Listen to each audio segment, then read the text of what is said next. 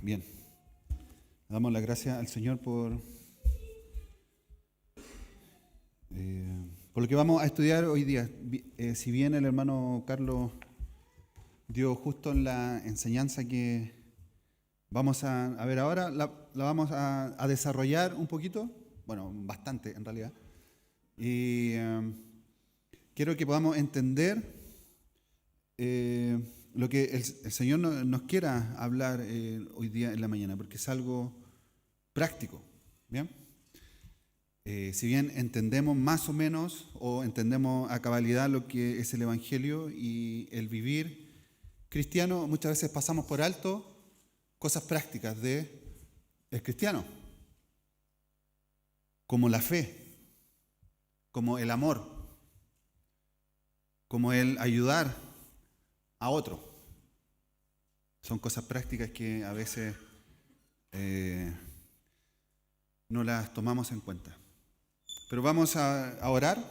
Yo les voy a pedir que pueda inclinar su rostro y podamos orar al Señor por su palabra. Padre, gracias te doy, Señor, porque tú eres soberano y porque debiésemos, Señor, en esta soberanía tener en nuestro corazón un corazón que desee, Señor, servirte. Y en esto oramos, Señor, y en esto está nuestro anhelo, el poder, Señor, ser instrumentos tuyos, Señor, para tu reino y para que tú seas glorificado, Padre. Gracias te doy, Señor, porque tú estás en medio nuestro, estás en tu palabra y te reflejas, Señor, y te manifiestas, Señor, en ella. Y te damos gracias, Señor, porque es nuestro sustento diario, Señor, en nuestra vida. Dejamos todo este tiempo, Señor, en tus manos, en nombre de Jesús. Amén. Muy bien, quiero entonces que me acompañe a Santiago, capítulo 2. Vamos a continuar en lo que quedamos el domingo pasado. Y vamos a ver, como les dije, cosas muy prácticas, pero a la vez muy, muy profundas en su palabra. Y a modo de introducción les quiero comentar, o les quiero recordar más bien, que Santiago fue escrito como una guía práctica para el cristiano. ¿Bien? Es la guía práctica para el cristiano. Y muchos lo catalogan como el libro de Proverbios del Nuevo Testamento. Algo práctico, ¿bien? Que debemos aprender. Está repleto de conceptos morales para nuestra vida. Y eso conlleva algo en nuestro que debemos nosotros poner en práctica. Cosas morales. Este libro nos impulsa a una reflexión, a doctrinas y a obras. ¿Bien? Si bien vamos a aprender que las obras no salvan, sí debemos entender que la fe es acción a la obra. Y no puede ir sola. No puede ir la obra sola o la fe sola, sino que las dos se accionan mutuamente. Hebreos, que es el libro anterior, nos habla de recibir el Evangelio. Y Santiago acá nos dice algo práctico, dice que debemos sacar el Evangelio, que produzca fruto. ¿Bien? Porque no basta solamente con recibir, sino que es hacerlo por obras. ¿Bien? Pablo en este libro también de Hebreos dice que él vio los cielos estableciendo la justicia de Cristo. Él lo vio. Pero Santiago dice que él lo vio en la tierra, a Jesucristo, en algo práctico. Vio a Jesucristo animándonos a ser perfecto como su Padre es perfecto. Pablo también, en su libro, se detiene en la fuente de nuestra fe. que es Jesucristo. Y Santiago habla del fruto de nuestra fe, que va en consecuencia a esta creencia. Uno establece los cimientos de Cristo, que es Pablo, y Santiago construye en estos cimientos una superestructura, que es la vida del cristiano. Pablo nos dice que Él es el autor y consumador, en Hebreos 12:2, que Él es el autor y consumador de nuestra fe. Y Santiago nos dice que no solo hay que creer en ello, sino hay que vivirlo.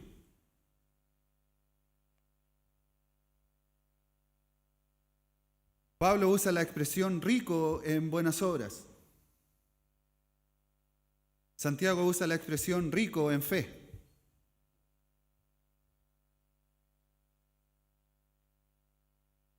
Y Santiago exalta a la fe. Y ahora vamos a ver por qué. Pablo dice que sus pruebas producen paciencia en la persona, que las pruebas de Dios producen paciencia en la persona. Y Santiago comienza y termina con un estímulo en la oración, en algo práctico. Y dice Santiago del versículo 8 al 13, que esto lo vamos a tomar como la primera parte de esta predicación, ¿bien? Si quiere me acompaña, si quiere busca su Biblia. Yo conté todos los versículos que cité y en realidad son demasiados, son 34 me parece, 34 versículos, que en realidad no pude dejar de lado, pero sí voy a hacerlo lo más práctico posible, ¿ya? Para que podamos avanzar rápido. Pero es imposible, obviamente, que cuando uno predica no tomar la Escritura. Ella es la que nos guía, ¿bien? Dice versículo 8, Santiago 2, versículo 8. Si en verdad cumplís, y aquí está la palabra clave o la frase clave, la ley real, conforme a la Escritura. Y aquí viene, ¿cuál es esta ley real? Amarás a tu prójimo como a ti mismo. Esa es la ley real. Si en verdad cumplís la ley real, dice, bien hacéis, pero si hacéis acepción de personas, cometéis pecado y quedáis, otra palabra clave, convictos por la ley como transgresores. Versículo 10. Porque cualquiera que guardare toda la ley, pero ofendiera en un punto, se hace, otra palabra clave, culpable de todos. Porque él que dijo, no cometerás adulterio, también ha dicho, no matarás. Ahora bien, si no cometes adulterio, pero matas, ya te has hecho transgresor de la ley. Y no de esa ley en específico, sino que la palabra dice que es de toda la ley. Así hablad y haced, como los que habéis de ser juzgados por la ley de la libertad, porque juicio sin misericordia se hará con aquel, y ponga atención, que no hiciere misericordia. Y la misericordia triunfa sobre el juicio. Pues vamos a ver, ¿cierto?, la segunda parte. Es interesante que Santiago cita aquí Levítico 19, 18. Les dije que iban a haber muchos versículos. Si quieren los anota, los puede ver también acá atrás. Levítico 19, 18, que dice, no te vengarás ni guardarás rencor a los hijos de tu pueblo, sino amarás a tu prójimo como a ti mismo. Yo Jehová, lo dice. Esta es la ley suprema. Y esta es la ley más alta que rige, y ponga atención, las relaciones humanas entre el pueblo. Amarás a tu prójimo. La ley real, según Santiago, es la expresión suprema y soberana de la voluntad de Dios, que se resume en algo, que es amar a Dios y amar a tu prójimo. La ley real, que encapsula todo. Y ahora vamos a ver por qué. Amar o este amor no es un sentimiento, hermano. No es solamente un sentimiento, sino que es la esencia misma del cumplimiento de toda la ley. Amar a Dios debe impedir quebrantar sus mandamientos. Y amar al prójimo evita verdaderamente la injusticia contra él.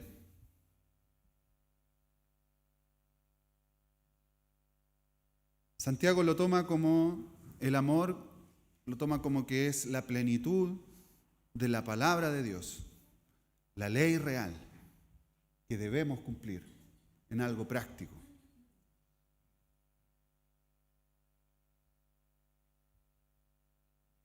Henry Morris, en una definición de la ley real, dice esto: amar al prójimo como a uno mismo aparece reiteradamente en la Biblia, 8 veces, porque resume todo el aspecto relacional de la ley de Dios, siendo paralela al mandamiento de amar a Dios. Los 10 mandamientos, ¿se acuerda de eso, cierto? Éxodo 20. Y por eso se llama real, porque es suprema y fundamental en la vida del cristiano. Debes amar a Dios. Debes amar a tu prójimo.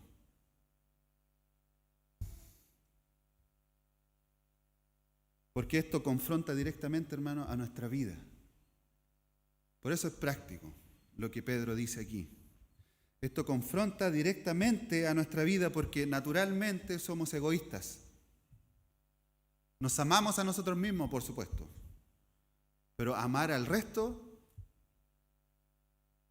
a veces decimos amén o sí, pero ¿realmente amamos al resto? ¿Amas al que te hace daño? ¿Incluso amas a tu hermano en la fe? Y eso es lo que Pedro nos quiere hacer pensar hoy. Todos nosotros ya sabemos amarnos a nosotros mismos, pero la ley real demanda aplicar esto a nuestra vida. Con el mismo cuidado que nosotros tenemos hacia nosotros mismos, valga la redundancia, debemos demostrarlo a otros. Incluso a Dios, porque a veces nos amamos más que a Dios mismo. Queremos nuestras cosas, nuestros deleites, nuestros pensamientos más que los pensamientos de Dios.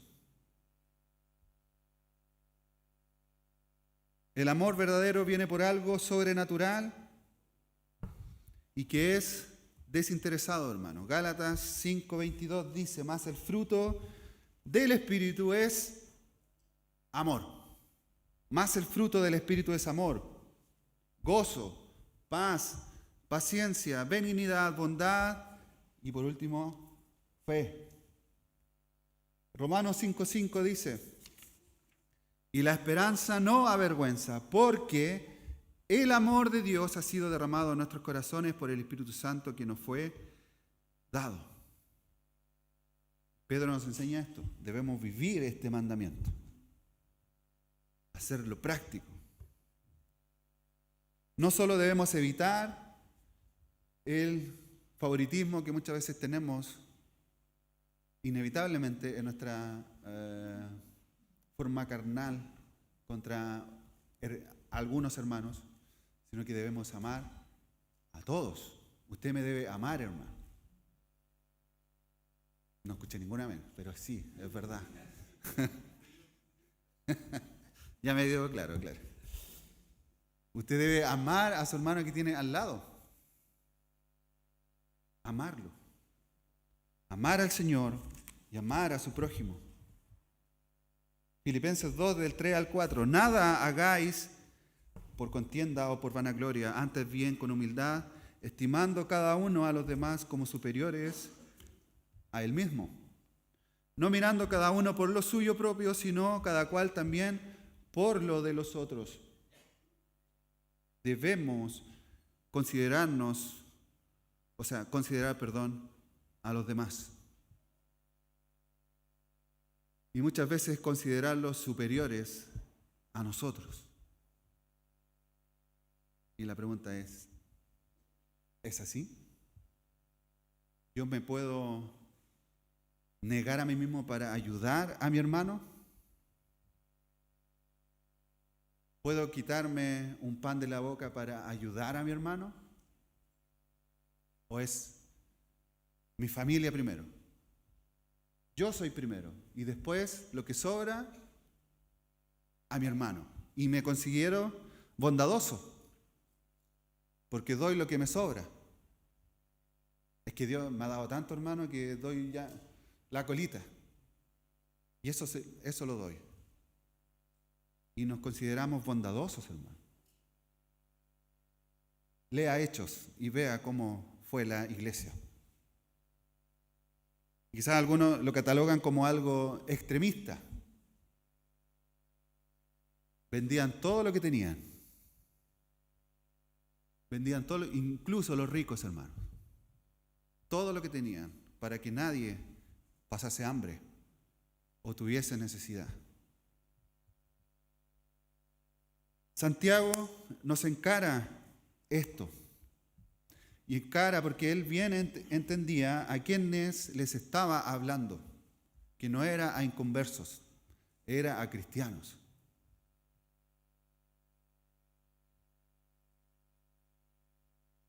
La vida no consiste en hablar o definir el amor, sino que, en algo práctico, es amar. No es simplemente filosofar del amor, hacerle una canción al amor o un poema, sino que es algo práctico. Amar. Debes amar a tu prójimo. Debes amar al Señor. Filipenses 1:12. Porque para mí el vivir es Cristo y el morir es ganancia. Santiago nos confronta a algo que debemos vivir a Cristo en nuestra vida, en el poder de su Espíritu. Jesús debe hacerse vida en nosotros. Y esto nos impulsará en una dirección recta, sin doble estándar, sin otro camino, que es ser igual a Cristo. Y como Jesús, cuando estuvo acá en la tierra, amó a todos por igual, debemos nosotros amar a todos por igual.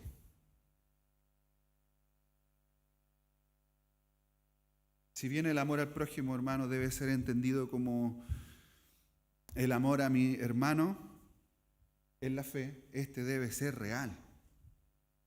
No solo por palabras, sino que en acción. Debes amar a tu hermano. Porque si no lo haces, tiene consecuencias. Y a veces que son gravísimas.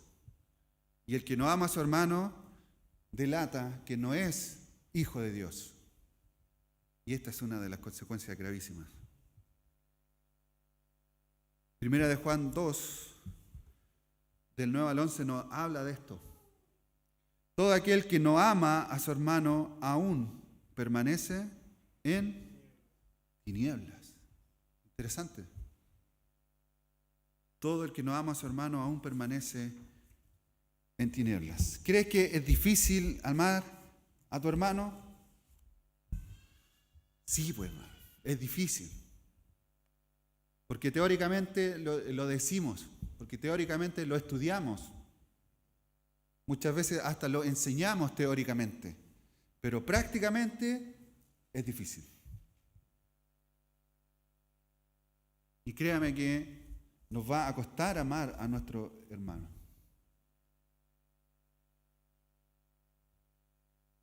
Porque no es una expresión natural de nuestro corazón.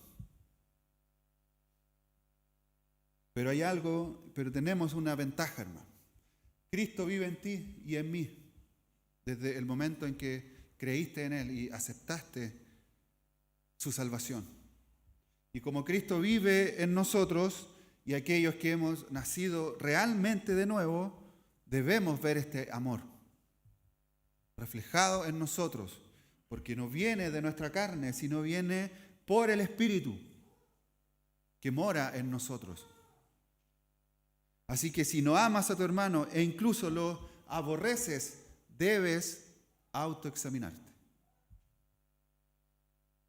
Todo lo que nos enseña Santiago en 2 versículos, hermano. Debes autoexaminarte.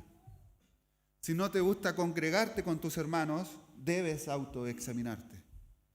Si crees que Dios te ama simplemente porque hiciste una oración un día y no te interesa compartir con ningún hermano, debes autoexaminarte. No seas que estés aún en tinieblas. No te engañes o no nos engañemos a nosotros mismos. Y creemos que dejar de amar a nuestro hermano nos va aún así a mantener una comunión con el Señor. Que vamos a mantener una comunión con el Señor. Porque no es así. Porque para amar a tu hermano debes amar al Señor primero.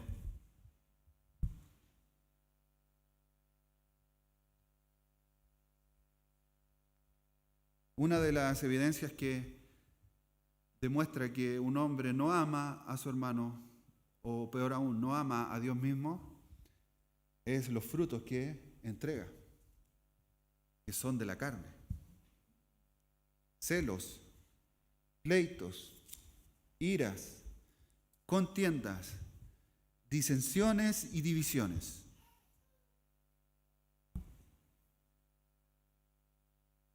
Y no te engañes a ti mismo, no puedes amar a Dios y no amar a tu hermano, porque estás incumpliendo la ley.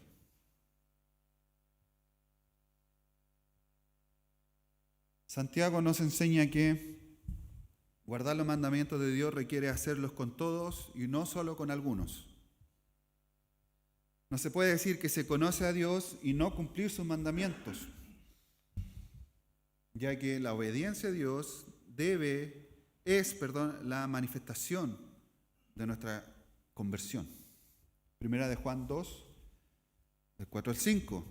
El que dice, yo te conozco y no guarda sus mandamientos, el tal es mentiroso y la verdad no está en él. Pero el que guarda su palabra, en este verdaderamente el amor de Dios se ha perfeccionado. Por esto sabemos que estamos en él. Quien quebranta este mandamiento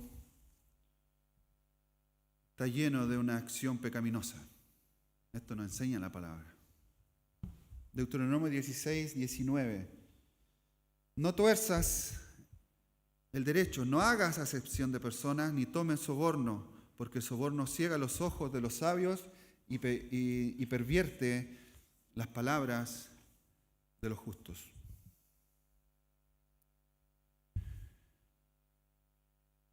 El que no obedece a sus mandamientos, o peor aún, hermano, el que contradice sus mandamientos queda expuesto a la condenación de la ley. Santiago dice, versículo 2, porque si en versículo 9. Pero si hacéis acepción de personas, cometéis pecado y quedáis convictos por la ley como transgresores. Quedáis convictos por la ley, o más bien, o para que podamos entender, estamos siendo convencidos por la ley, porque esta nos demuestra que somos culpables.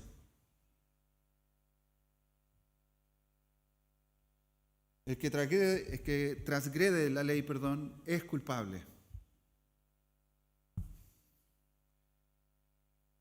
No puedes alegar ignorancia, hermano, siendo cristiano.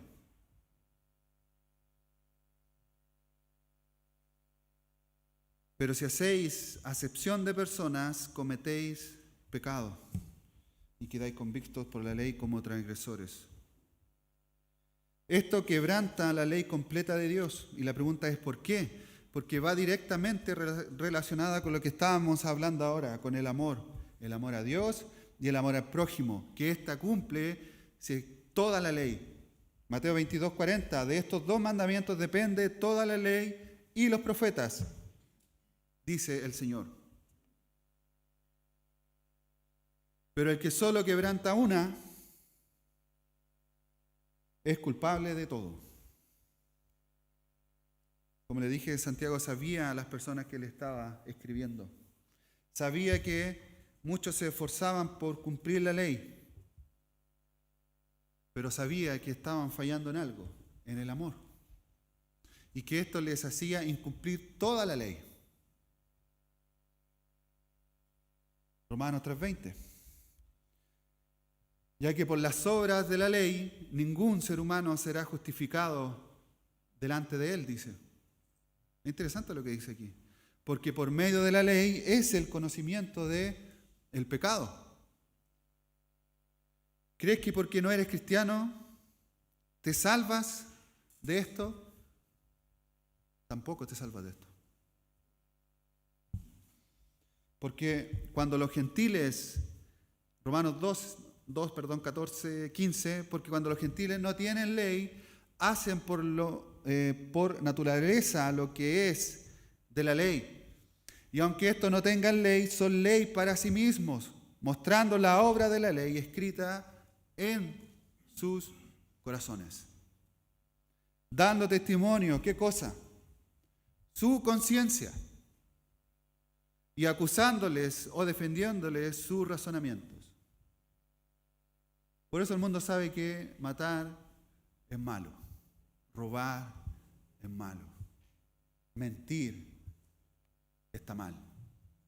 La ley está escrita en su corazón. Y su conciencia les acusa. Y la cosa es que todos hemos transgredido la ley, hermano. Todos hemos ofendido al Señor. Todos hemos despreciado a un hermano. Todos hemos mirado para el lado cuando alguien nos pide ayuda. Y debes pensar en esto, hermano. Porque hay una realidad en nuestra vida que muchas veces la dejamos de lado. Y que somos pecadores. Somos imperfectos humanamente. ¿Bien? Y cuando tú sabes de esto, porque ya si usted escuchó esta parte, no tiene excusa. ¿Bien? No tiene excusa. Si tú sabes de esto y no lo cumples, estamos tropezando no de manera teológica. No solamente por eso, sino que lo hacemos moralmente y lo estamos haciendo en contra de Dios. Y debemos ocuparnos y preocuparnos realmente de esto. La palabra dice que si ofendemos a Dios estamos bajo maldición divina. En Deuteronomio 27:26, maldito el que no confirmare las palabras de esta ley para hacerlas. Y dirá a todo el pueblo, amén. Y Pablo también confirma esto, hermano. Gálatas 3:10, porque todos los que dependen de las obras de la ley están bajo maldición, pues escrito está, maldito todo aquel que no permaneciere en todas las cosas escritas de este libro de la ley para hacerlas. ¿Por qué es importante la cruz, hermano? Jesucristo. ¿Por qué es importante su salvación? Porque no solamente nos liberta de la muerte eterna, hermano, que es verdad. Y gracias a Él podemos vivir eternamente junto a Él, en su presencia. Sino que nos liberta de la aberración con la que hacemos cuando no cumplimos la ley. Porque estamos ofendiendo al Señor. Y si usted cree que es una persona buena, que ama a su prójimo, que hace obras buenas, cree que solamente con eso le basta, déjeme decirle, está equivocado. Las obras no salvan. Y como vamos a aprender un poquito más adelante, la fe sin obra tampoco es la correcta.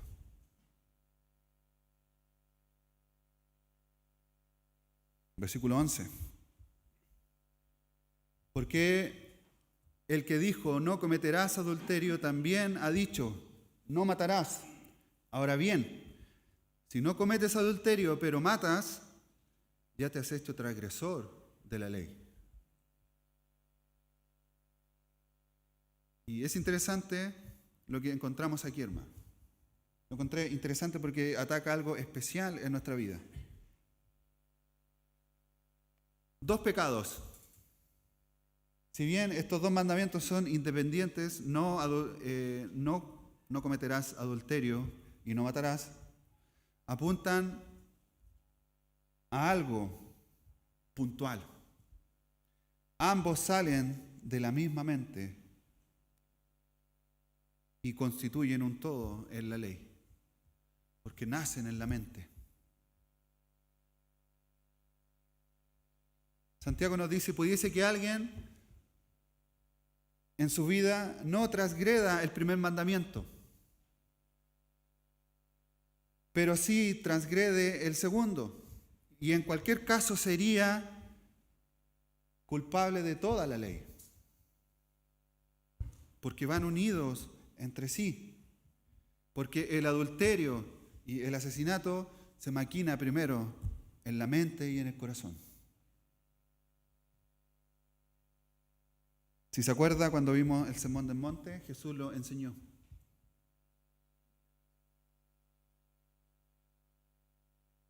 Y dice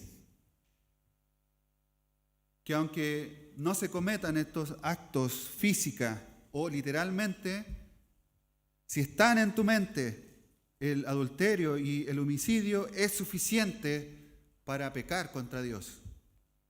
Y es suficiente para nombrarte adúltero o asesino, aunque lo pienses. Entonces lo que nos enseña Santiago aquí es esto, hermano. Aunque no le digas a tu hermano que lo aborreces y finges amarlo, estás en pecado. No te engañes a ti mismo, hermano. No nos engañemos a nosotros. Aunque finjas amar al Señor y venir todos los domingos a la iglesia, hermano. Vestirte bien incluso, bañarte, peinarte, perfumarte y venir todos los domingos, hermano. Participar todos los miércoles y de todas las actividades. E internamente no amas al Señor, estás en pecado. Más aún, estás aún en tinieblas. Debemos ser prácticos.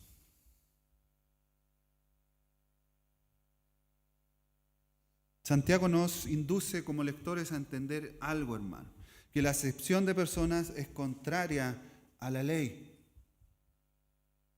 y que hacer acepción de personas es quebrantar la ley, porque no es tan solo un acto externo, sino que se maquina en nuestro corazón, hermano, y se maquina en nuestra razón,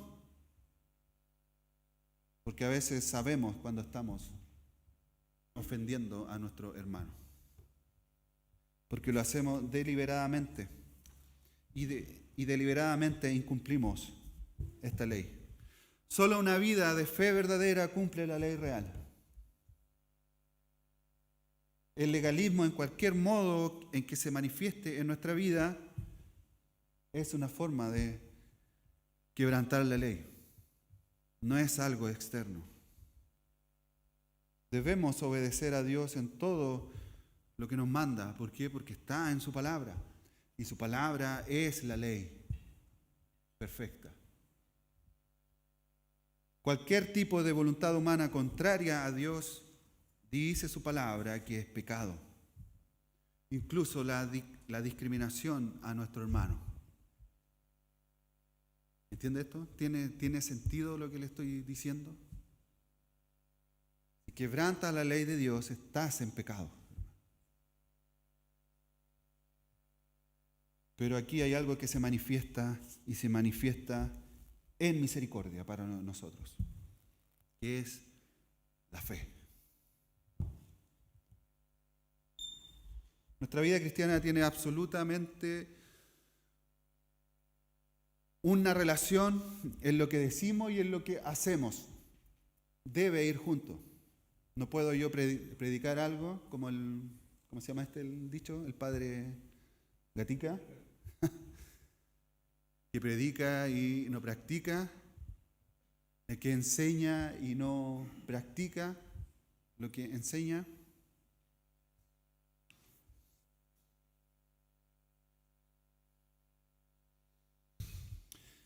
Nuestra vida cristiana tiene absolutamente toda la relación entre lo que decimos y lo que hacemos. Lucas así define la vida de nuestro Señor Jesucristo, Hechos 1:1. Dice, en el primer tratado, o Teófilo, hablé acerca, y ponga atención a esta parte, todas las cosas que Jesús comenzó a hacer y por consiguiente a enseñar. Él hacía y enseñaba. Practicaba y enseñaba y lo hacía práctico en su vida. Practicó amar a los demás hasta el punto de morir por nosotros. Hasta el punto de morir por nosotros. Versículo 12. Así, de Santiago 2, perdón. Así hablad y así haced, como los que habéis de ser juzgados por la ley de la libertad. Así hablad y así haced. Hablar y hacer expresa una acción continua en nosotros. ¿Se da cuenta que Santiago es bien práctico? No solamente debemos hablarlo, sino que debemos hacerlo. Porque debemos entender que si no lo hacemos, vamos a ser juzgados por esta ley. No es asunto de buenos deseos, sino de acciones que ponen en manifiesto estos deseos en nosotros. Es algo dinámico entre la fe que se manifiesta en obras que impulsa la fe, algo cíclico. No puedo tener fe sin obras y no puedo tener obras si es que no tengo fe, hermano.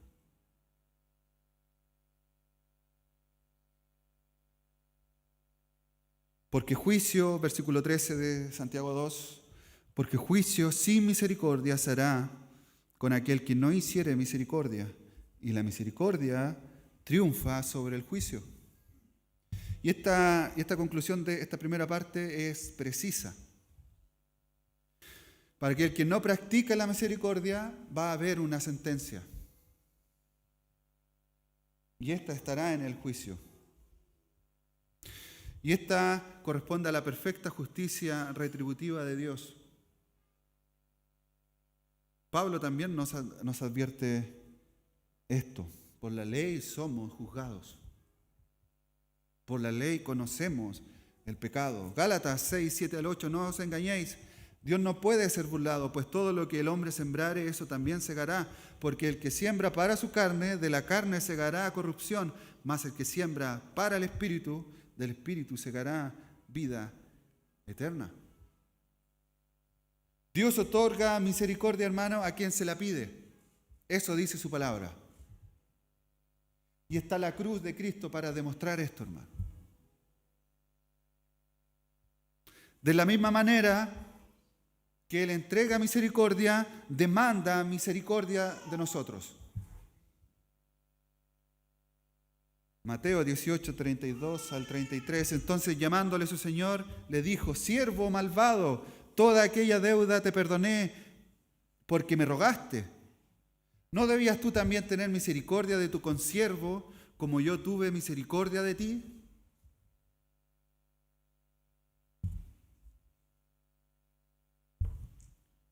¿Se acuerda cuando vimos las bienaventuranzas? Mateo 5:7. Bienaventurados los misericordiosos, porque ellos alcanzarán misericordia.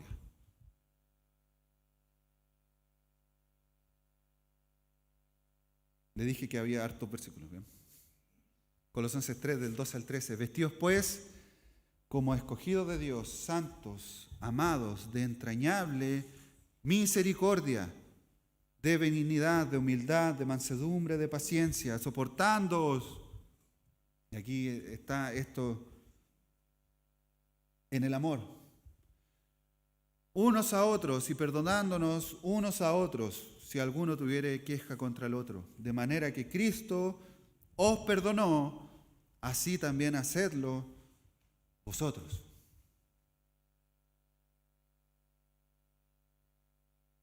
Debemos amarnos. Y esto tiene relación con lo que viene en el versículo 14 al 19, hermano. Y ahora vamos a entender por qué Santiago nos enseña esto. Hermanos míos, versículo 14. ¿De qué aprovechará si alguno dice que tiene fe y no tiene obras? ¿Podrá la fe salvarle? Y si un hermano o una hermana están desnudos y tienen necesidad de mantenimiento de cada día, y alguno de vosotros les dice, id en paz y calentaos y saciaos, pero no les dais las cosas que son necesarias para el cuerpo, ¿de qué aprovecha? Y si también así también la fe, si no tiene obras, es muerta en sí misma. Porque alguno dirá, tú tienes fe y yo tengo obras, muéstrame tu fe sin tus obras, y yo te mostraré mi fe por mis obras. Tú crees que Dios es uno, bien haces, pero también los demonios creen y tiemblan. Es fuerte lo que dice Santiago. Fuerte, hermano. No todos los que profesan la fe cristiana son necesariamente salvos. Y esto creo que lo hemos aprendido tantas veces, hermano. Hay una fe, o podríamos llamarle, hay una creencia en Cristo que no salva, hermano. Tú puedes creer teológicamente en Él. Incluso ser miembro de una iglesia.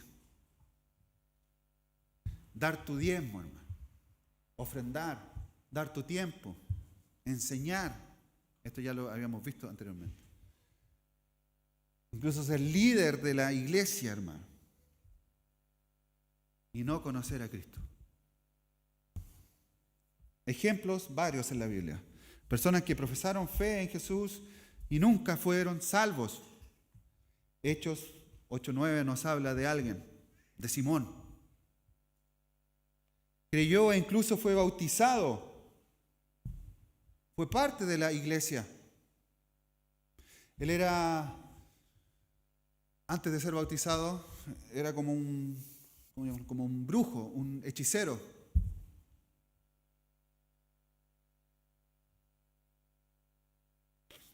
Y cuando vio que los discípulos de Dios oraban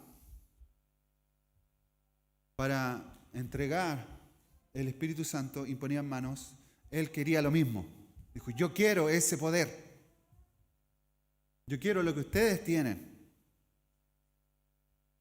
Pero en el versículo 13 de Hechos 8 dice que su conducta demostró que su profesión de fe no era sincera. Que su fe no era, o su creencia no era salvadora. Entonces en el versículo 20 y 21 dice, entonces Pedro le dijo, tu dinero perezca contigo, porque has pensado que el don de Dios se obtiene con dinero. No tienes tu parte ni suerte en este asunto, porque tu corazón no es recto delante de Dios. ¿Se había bautizado, hermano? Algunos creen que el bautismo salva. Se había bautizado, pertenecido a una congregación. aún así su corazón no era recto delante de Dios. Había profesado su fe externamente y había sido recibido quizás por la iglesia, pero algo no estaba bien ahí.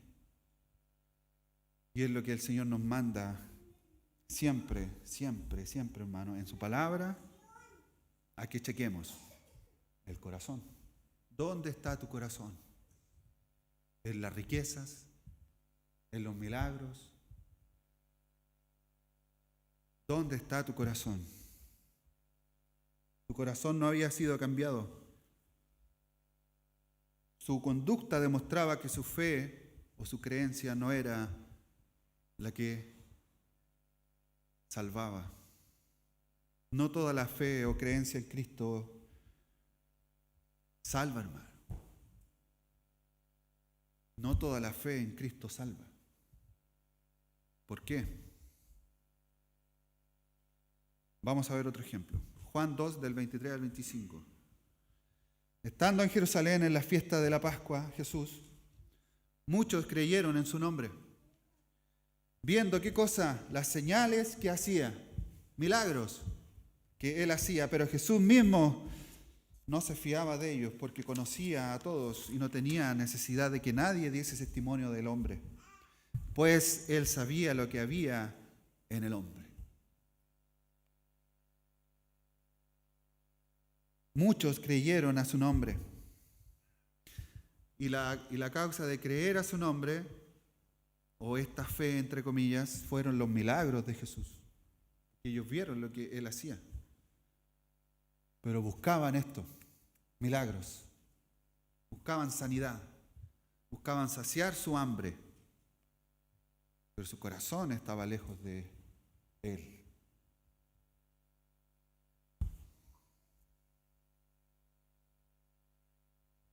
Muchos se impresionaron por lo que Jesús hacía, hermano. Alimentar a 4,000. Muchos lo vieron. Todos, de hecho, fueron testigos. Muchos se impresionaron por eso.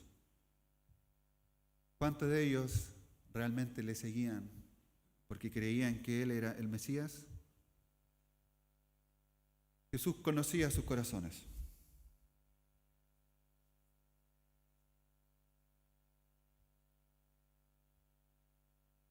Muchos de ellos tenían fe en Jesús, pero no eran salvos. ¿Cómo lo sabemos? Porque Juan dice, pero Jesús mismo no se fiaba de ellos porque conocía a todos y no tenía necesidad de que nadie diese testimonio del hombre, pues Él, en su forma de Dios, sabía lo que había en el hombre, en su corazón.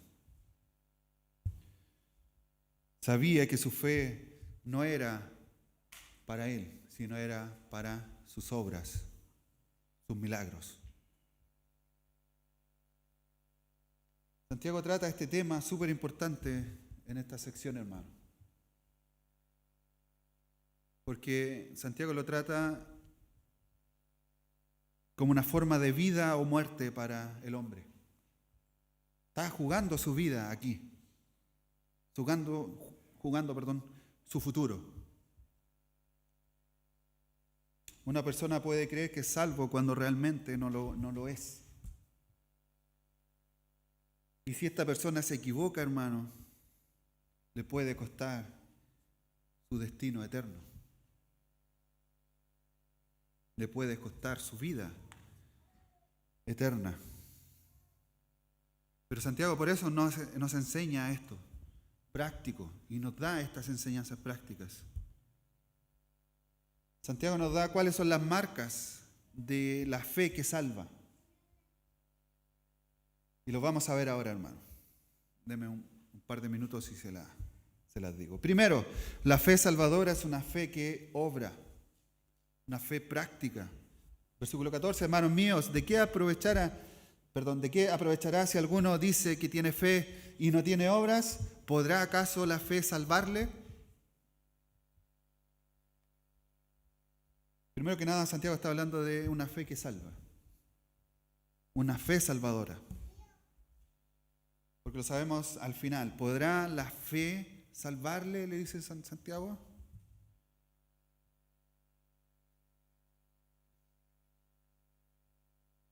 Santiago nos está llevando, hermano, a entender que la fe que salva es una fe viva, práctica en ti y en mí, hermano. Esa es la fe que salva. No es la fe de solo venir a la iglesia, hermano. No es la fe de solo quizás profesar y decir que tú crees en el Señor Jesucristo. Es algo práctico. Debes mostrarlo en tu vida. Amando a tu hermano, amando al Señor, haciendo obras prácticas.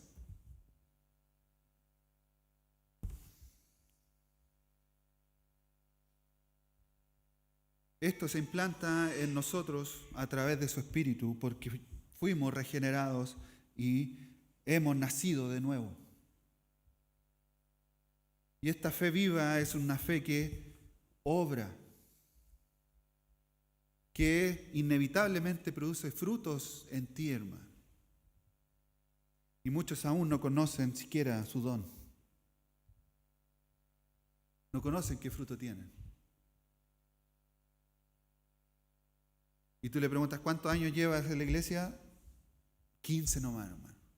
15 años en la iglesia. Y no conocen su don, hermano. Al no conocer su don no pueden poner en obra lo que el Señor le ha dado. ¿Se da cuenta de eso? 15 años en la congregación, hermano, y no conocen su don. 1 año en la congregación y no conoce su don, hermano. Debemos entender y estudiar su palabra. Si no hay frutos de obediencia a la palabra de Dios, la persona que posee esta fe en Cristo, sin frutos, debe examinar su vida. Debes examinar tu vida. Una vida de santidad es el paso y es necesario para la salvación. Hebreos 12:14. Sin santidad, nadie verá al Señor. Nadie. Y Jesús fue quien dijo en Juan 14:21, el que tiene mis mandamientos y los guarda, ese es aquel que me ama. Y el que me ama será amado por mi Padre, y yo le amaré y me manifestaré. ¿Dónde? En Él.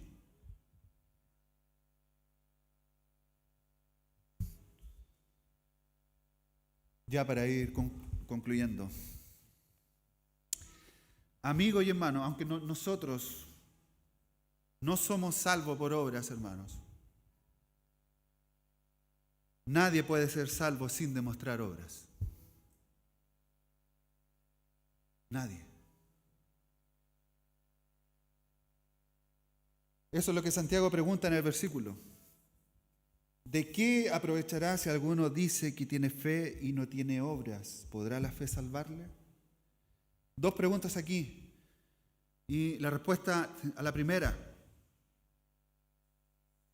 ¿De qué aprovechará si alguno dice que tiene fe y no tiene obras? ¿Cuál es la respuesta? Esa fe sin obras no aprovecha. No aprovecha en tu vida, hermano. ¿Y cuál es la respuesta a la segunda? ¿Podrá la fe salvarle? No, hermano. No puede salvarte solo la fe.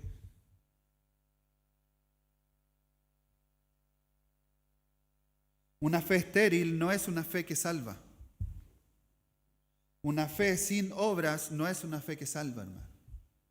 Y ojo, y repito, no estoy hablando que la obra salva, sino que tu fe en Jesucristo debe producir fruto. A esto se refiere.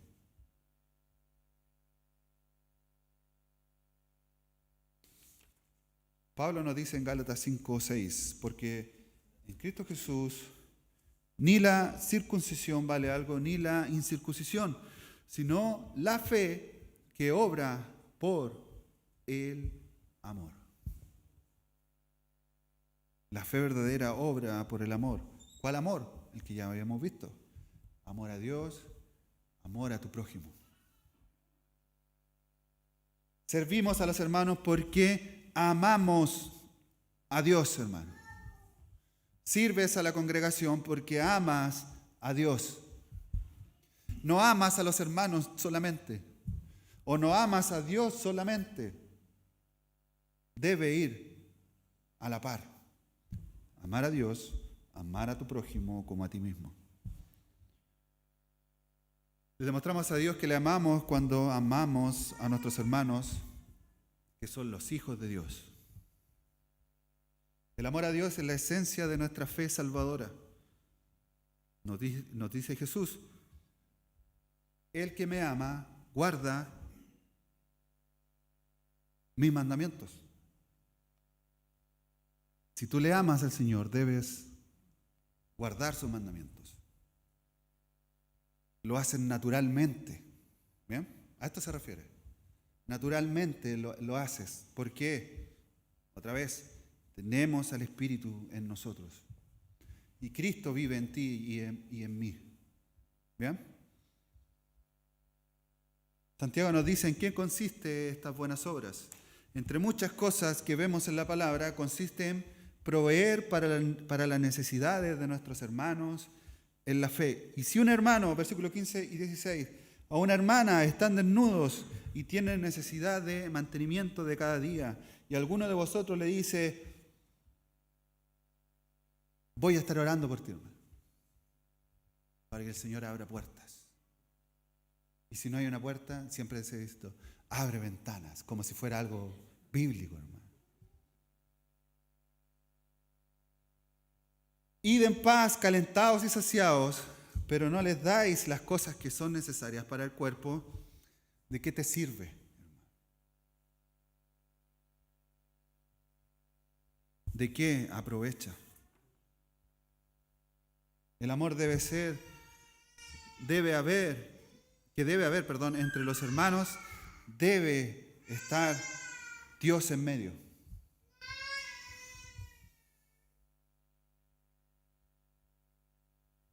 Muchos ven a un hermano o a una hermana que tiene necesidad de las cosas más básicas de la vida, ropa, comida, y pudiendo hacer algo, solo les dicen: ve en paz. Ve en paz, que yo voy a orar por ti. Ten fe.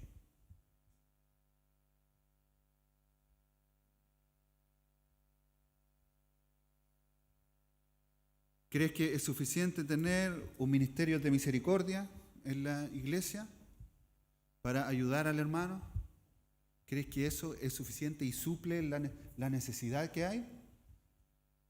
Déjeme decirle que ayuda bastante, pero no es suficiente, hermano.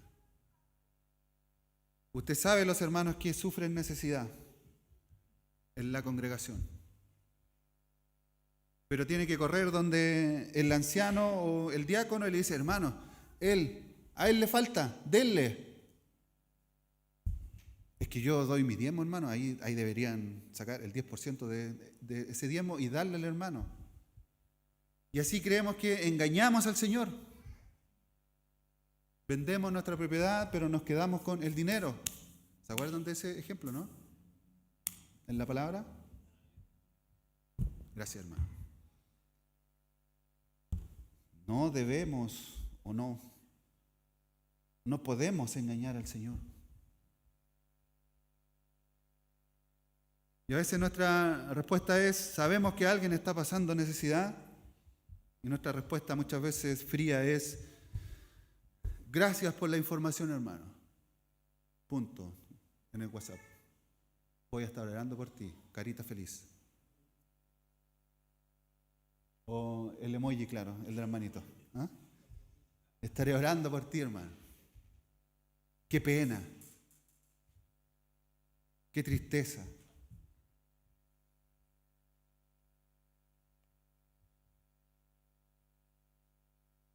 Las obras de misericordia, en el versículo 17 dice: así también la fe, si no tiene obras, es muerta en sí misma. Las obras sin misericordia, de amor, de servicio y de abnegación son estas. Incluye una vida de santidad, de consagración a Dios y de separación del pecado, y un esfuerzo para agradar a Dios en todo, obedeciendo su ley. Así enseñó Juan el Bautista en Lucas 3:11. El que tiene 2 túnicas, dé al que no tiene, y el que tiene que comer, haga lo mismo.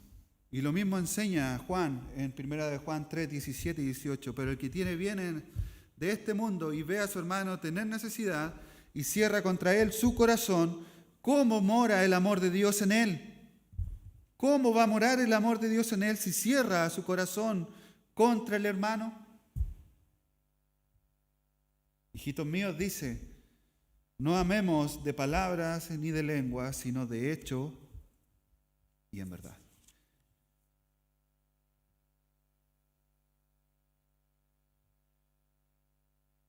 Y aquí está hablando de aquel que tiene como ayudar, pero no lo hace. Porque si hay una persona que necesita pagar quizá el arriendo y le pide a un hermano que obviamente tampoco tiene mucho, y le dice que le gustaría ayudarle pero no tiene dinero, pero oraré por ti, que Dios va a orar en fe. ¿Eso es malo? No, por hermano. Por supuesto que no. Si usted no tiene para ayudar, obviamente tiene que orar por el hermano. Y pedir que oren también por usted. Lo que está hablando aquí Santiago es en el corazón, hermano. ¿Qué hay en tu corazón?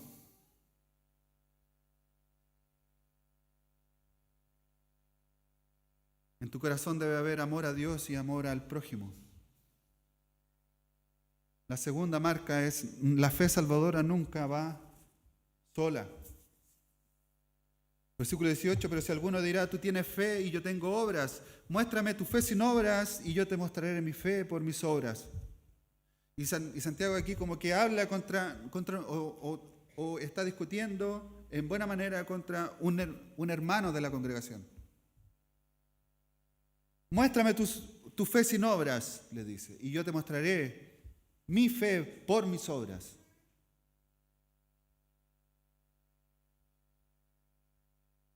Y este hermano le dice a Santiago, pero Santiago, Dios es soberano en distribuir sus dones. A unos Él les da fe, tú tienes fe, y a otros les da obras, yo tengo obras. Ese es el cuerpo de Cristo. Tú tienes fe, yo tengo obras. Y así nos complementamos. Y esta enseñanza, hermano, increíblemente se da hasta el día de hoy. Pero Santiago le dice que la fe sola no salva. Aunque ella sí es la base de nuestra justificación porque creemos en el Señor Jesucristo, esta no es una fe que va sola porque va en práctica.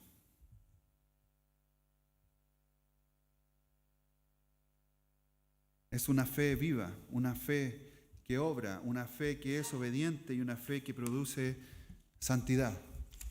Los unos a los otros. Esto no es una elección del hombre. Escoge tú tener una fe salvadora y yo escojo tener obras. Y así nos complementamos. Y así funciona la iglesia, porque todos somos un cuerpo. Nos mentimos a nosotros mismos. Santiago dice, somos justificados por la fe solamente, pero no por una fe que va sin obras. La fe va acompañada del fruto del cristiano. Uno de esos frutos es el fruto del Espíritu, que está en amor, fe, paciencia, benignidad, dominio propio, bondad, etc.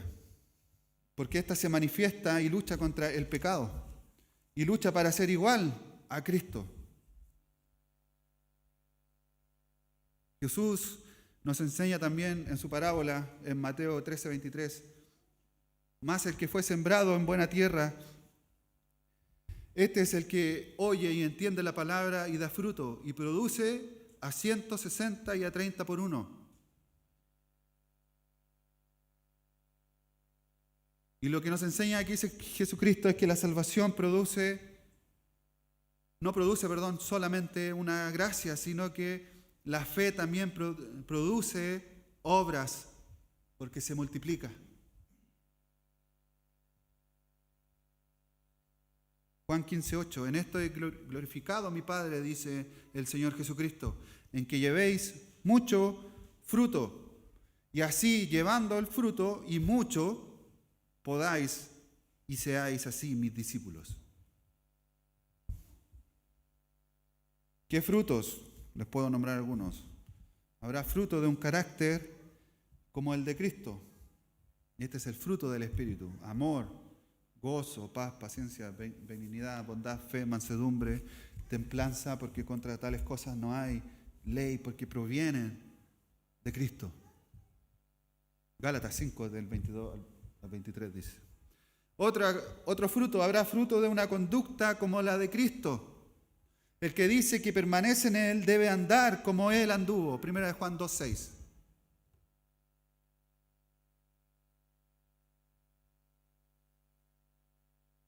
Otro fruto, habrá fruto de una conversación, de una conversación como la de Cristo. Habrá un fruto de labios que profesan su nombre.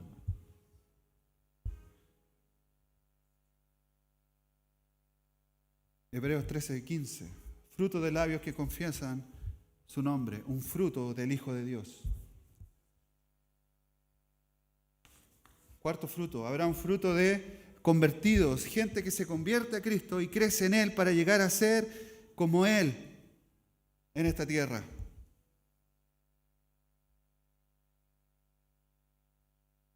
Cristo da fruto a través de sus discípulos, predicando el Evangelio. La fe salvadora es mucho más que creer en la doctrina correcta, hermano. Versículo 19. Mire con qué terminamos esta parte y vamos a seguir el próximo domingo. ¿Tú crees que Dios es bueno? ¿Tú crees que Dios es bueno? Amén. Bien haces. Pero déjeme decirle algo, le dice Santiago. También los demonios creen y tiemblan. Sí. Los deja así, pero no, si yo tengo fe, yo creo.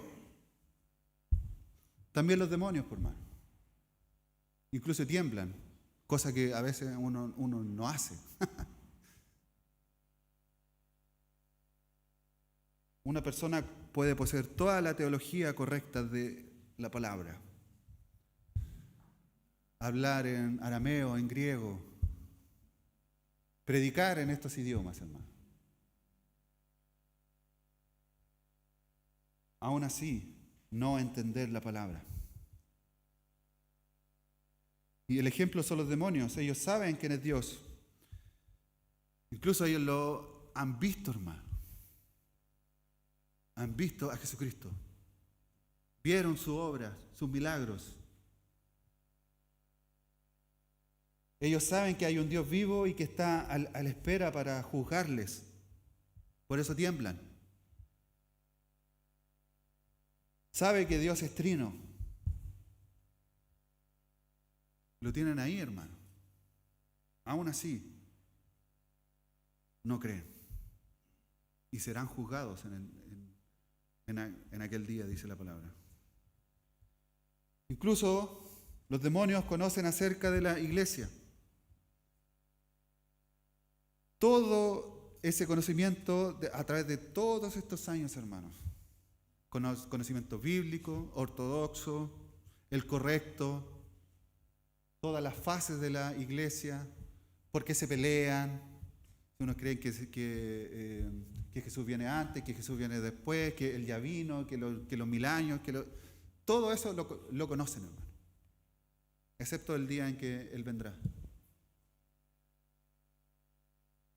Así, mucha gente conoce la doctrina del Señor. Pero no solamente basta con creer.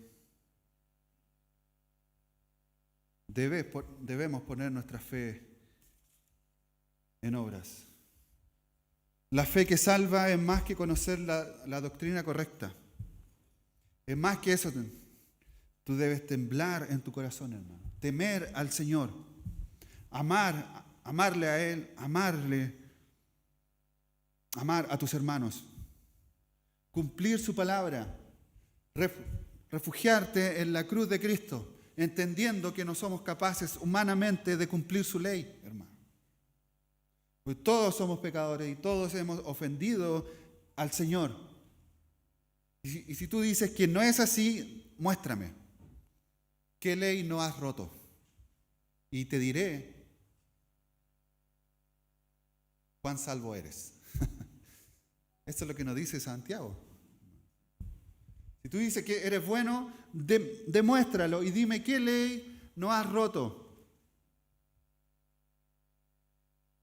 Casi la primera ley que rompemos cuando somos niños o cuando entramos en este raciocinio es, aunque no me crea, mentir.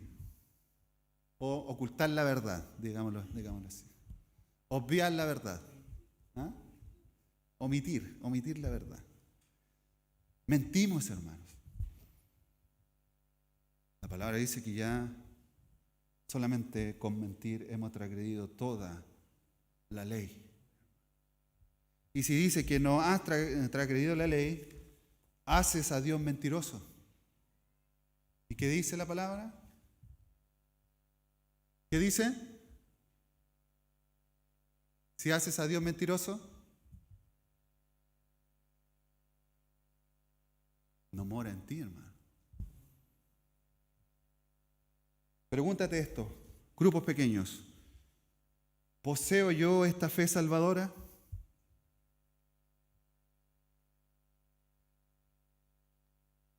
Porque si no la posees y solo dices que la posees, no eres salvo, hermano.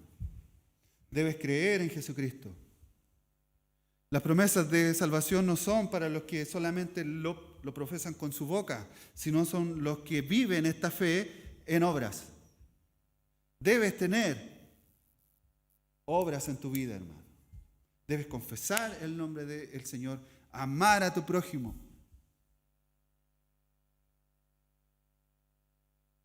¿Hay frutos en tu vida de obediencia?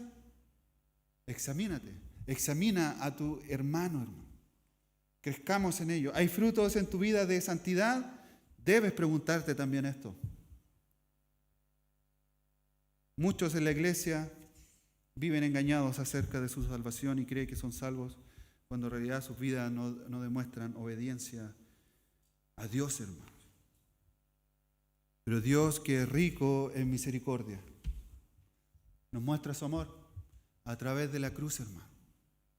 Él, el único autor y consumador de la fe, que usted puede ser salvo a través de creer en Jesucristo, hermano.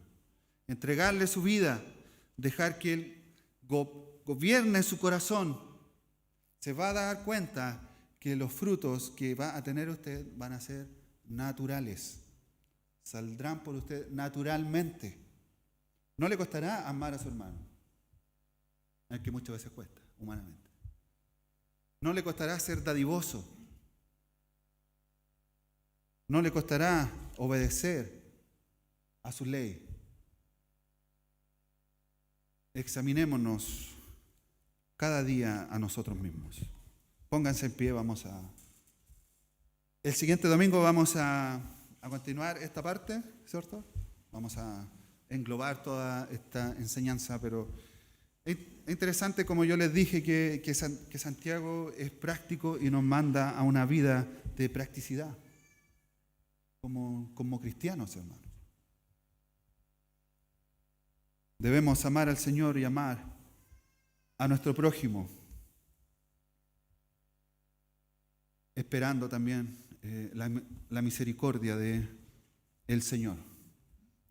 Padre, te damos gracias, Señor, que en tu palabra tú, Señor, nos enseñas a comportarnos, Señor, como hijos tuyos, a vivir esta vida práctica, Señor, a querer, Señor, establecer esta relación contigo, Señor, de una manera real en nuestra vida, Padre. Gracias te damos, Señor, porque nos has dado las herramientas. No es algo místico, sino que es algo tan práctico, pero a la vez tan sublime, Señor. Esperamos, Padre, y te rogamos que tú, Señor, obres en tu iglesia, en nosotros. Que termines la obra que has comenzado, Señor, en nosotros, para poder glorificar tu nombre y que el día en que tú vengas podamos decir, Señor, presente, aquí estoy, Señor.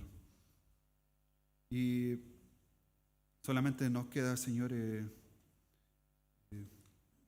derramar, Señor, nuestra vida, Señor, a tus pies, dejando que tú actúes y nos des, Señor, todas las armas, Señor, que están en tu palabra para poder luchar contra este mundo, luchar incluso con nuestro propio corazón humano, Señor.